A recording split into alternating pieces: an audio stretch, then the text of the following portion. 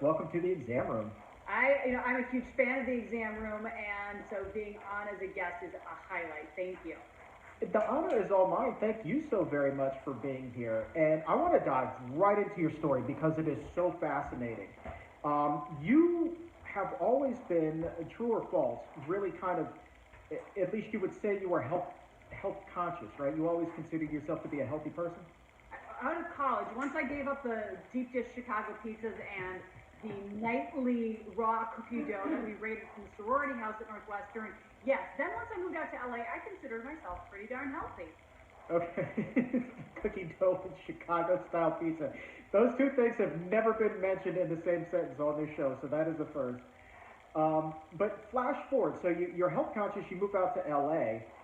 40 years old, though, you're diagnosed with stage 2 breast cancer, and it's my understanding that that really just kind of took you by surprise. Oh, it rocked my world. And the blindsided nature of a diagnosis when you especially think that you're healthy. I was literally the picture of health on the cover of 11, 12 different health and fitness magazines. And I was, exercising daily. I was eating my egg white omelets and my skinless, boneless chicken breasts and thinking that I was eating this healthy diet with my low fat, fat free life. And boom, breast cancer. My daughters were 3 and 6 at the time. I did not see it coming. I lost my dad to colon cancer when he was just 50. So when I was about to turn 40, I thought, should I get that mammogram thing I'd heard about? I have a grandmother who lived to 95 but was a breast cancer survivor, and with my dad's cancer, and there's oftentimes a breast and, not often, but occasionally a breast and colon connection for cancer. So I got my mammogram, and Chuck, it came back clear. It's exactly what I had anticipated, being the healthy one among my friends and family.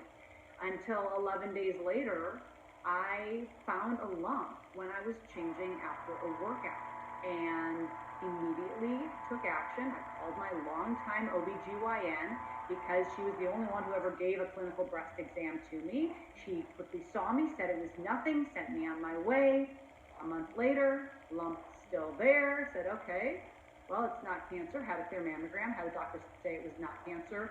So I saw my internist. He did the same thing. Quick clinical exam, sent me on my way. It's nothing to worry about. We'll keep an eye on it if you're worried. But then, Chuck, it was 4 months that had passed. And it was the holidays, and you finally come up for air after the new year. And there was this inner voice that had been talking to me all along, but now it was screaming at me. And I needed to get quiet enough to hear it. And what it was saying was, you, Samantha, need to have this nothing lump checked by someone who's an expert, who looks at breasts every day and knows what to look for if it is potentially something. And that's beyond a clinical feel. So that's when I finally found my way to a breast center, which is filled with only oncologists, because that's the only type of doctor who's an expert in breasts. And she did 2 ultrasounds, a needle biopsy. I had subsequent MRI. Not one test even detected the cancer. Mm, all of that, and you're still coming up clear at this point? I'm still coming up clear. Literally, she walked into the room after the needle biopsy and said, I have good news and bad news. The good news is it's not cancer. The bad news is, Samantha, I don't know what it is. And this is where finding experts who are really good at their job is important, because she listened to her gut. And she said, you know what?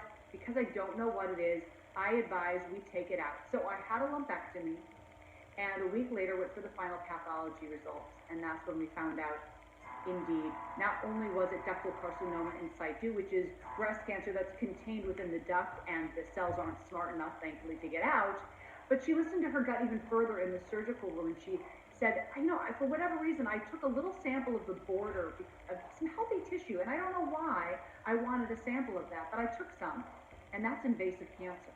Mm.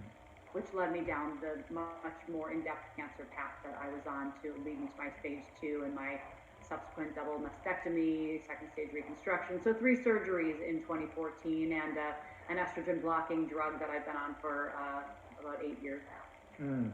Mm. I mean, so you keep getting told, no, it's not cancer, it's not cancer, it's not cancer. you still have this little voice, and now your doctor has this little voice. But I mean, the day of the diagnosis, I mean, were you still really surprised, even though you kind of had this nagging voice in your head now for a little while?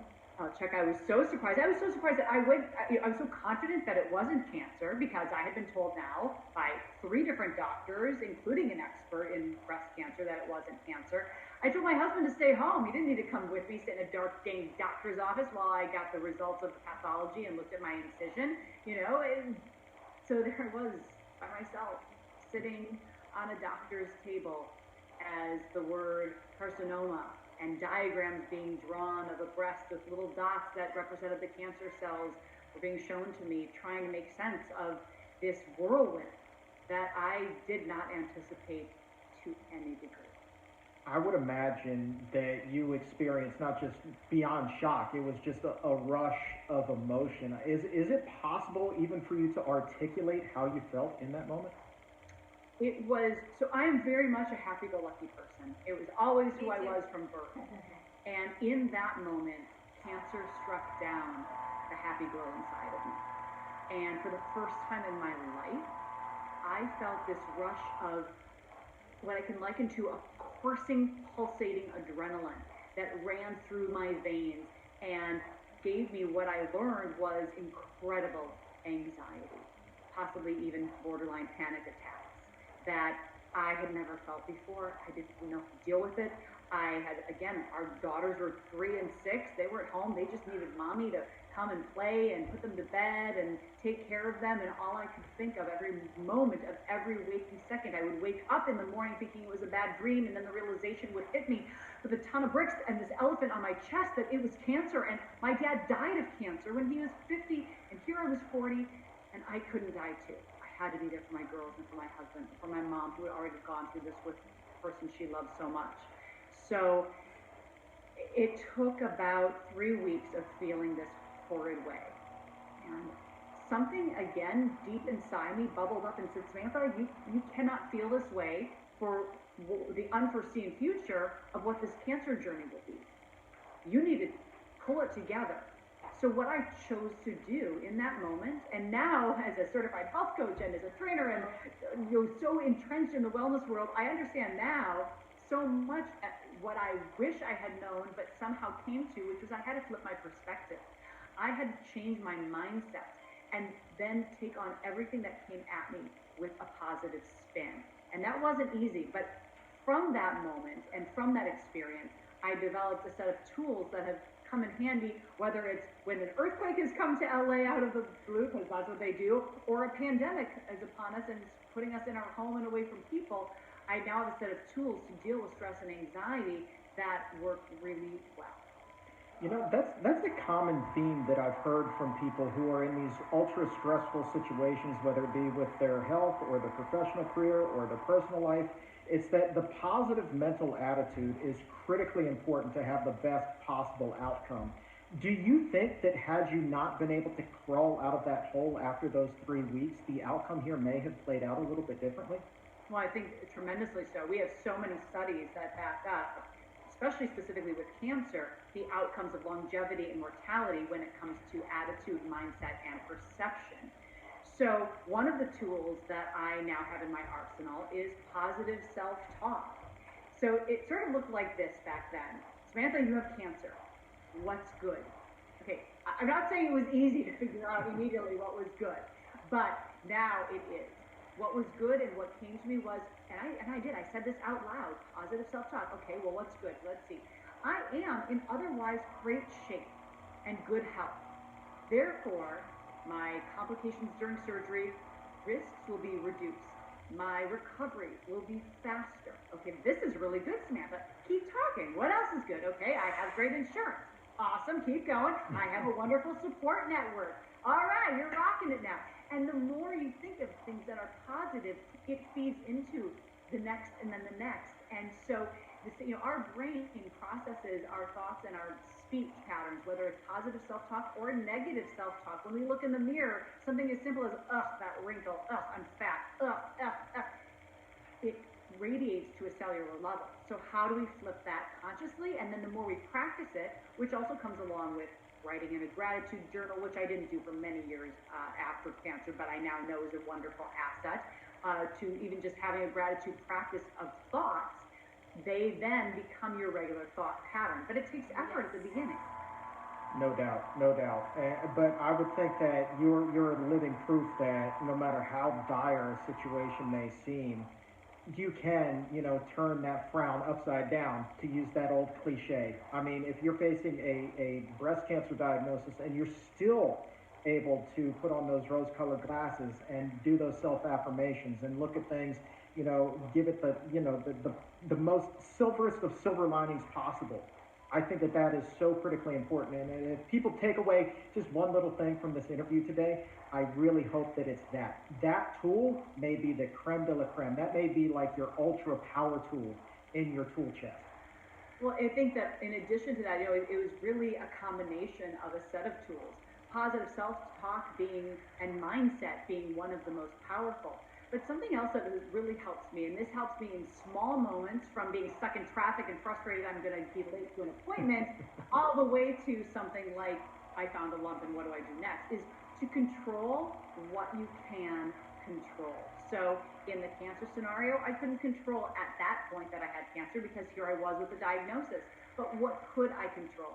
Well, I could control my attitude towards things. I could control what actions I took, right? So post-cancer, and we'll get into this, I took control of how I was eating, how I was stressing, how I was approaching exercise, how I was mitigating stress, and being able to take those controlling actions. And then the third part of what I find is the trifecta of dealing with things that are causing stress, anxiety, depression, is also worry when you have to worry.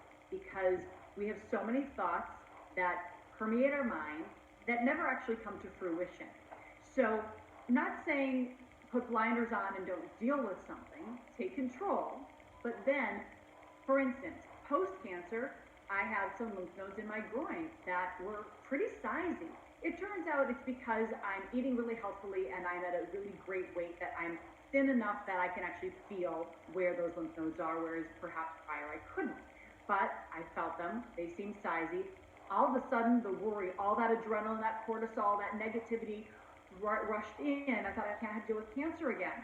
So I took these three things: positive self-talk, control what I could control, which was calling the doctor, getting seen, having a PET scan, making sure that everything was clear, and then putting the worry away, because if there was, God forbid, a diagnosis, I'd have plenty of time to worry. So worry when you have to worry. Okay, I like that. Why worry about something you may not need to worry about? Worry when the time comes, basically. Question for you. I want to go back to your story. So here we are. You're changing your mindset 3 weeks after the diagnosis. But where are you professionally? What are you doing career-wise at that point?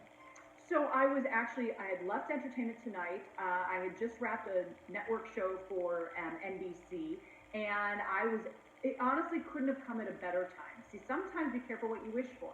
I was wondering, well, where's that next job? When am I going to get back on TV? What's happening? And instead, I was able to be present for my kids and be focused, and then this diagnosis came.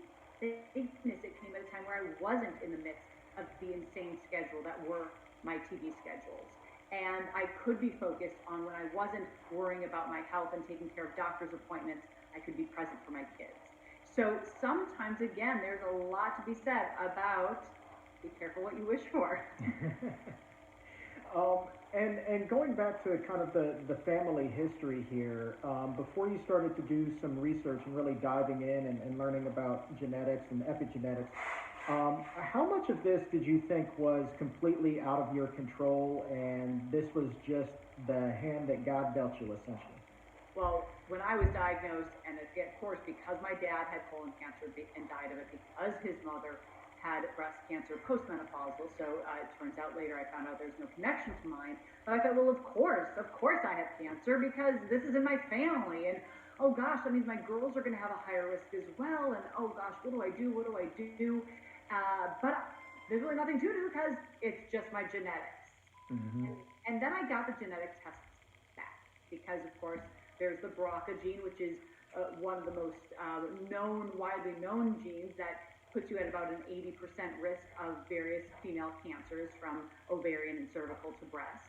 Uh, but that was not a genetic link I had. And then we did, there's a disease, I'm blanking on what the name is, but it's a colon and breast connection. And Lynch syndrome is what it's called, actually. I was negative for Lynch syndrome. And I was negative for an entire battery of the other known, and there are a lot of them, but of course not all, of known genetic tests. And I remember getting a call from the genetic counselor saying, you have no genetic link to the cancer. And my immediate reaction, Chuck, is disappointment. In retrospect, I am beyond grateful that I had no genetic link. But I wanted answers. I wanted a simple answer. I wanted the answer that it wasn't my fault. It was nothing within my control. This just happened to me. And so that's why the initial result was a disappointment. Of course, once I had a couple more minutes or hours to think about it, I thought, oh my gosh, thank goodness. That means my girls aren't at a higher risk of breast cancer beyond the risk that they will have that's elevated only because I had it, but not because of a genetic predisposition.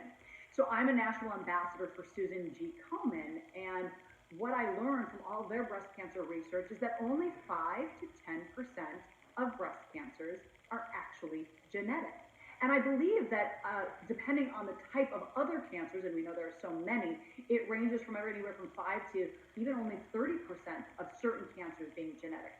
So when we look at the breast cancer specifically, 5 to 10% are genetic. There's probably another, 5 that are just completely unexplainable, which means we have this huge portion of about 85 to 90% of breast cancers being from what?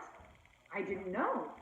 And I'm a journalist by trade, so I did exactly what you would have done as a researcher and as a journalist yourself, Chuck.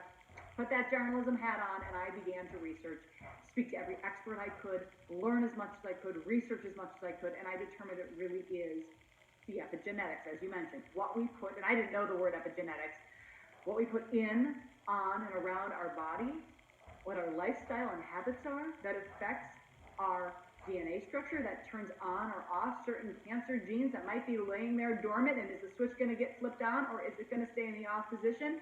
When not just for breast cancer risk, but the changes that we make to change our habits and our lifestyle choices also affect our chances of getting type 2 diabetes, heart disease, certain autoimmune disorders, neurodegenerative disorders, as of course you guys talk about on the Examiner all the time. So these things were so just wow and shocking to me that I dove even deeper and deeper until I finally actually went and got certified as a health coach. I went through a long training program from a very prestigious institution, and I am so proud of the work that I do in making that pivot from television host to helping others elevate their wellness and become the healthiest they possibly can by taking control of their wellness in ways they didn't realize they could or even should. Oh yeah, I mean, flipping that switch for people is the ultimate reward, and getting feedback from people who have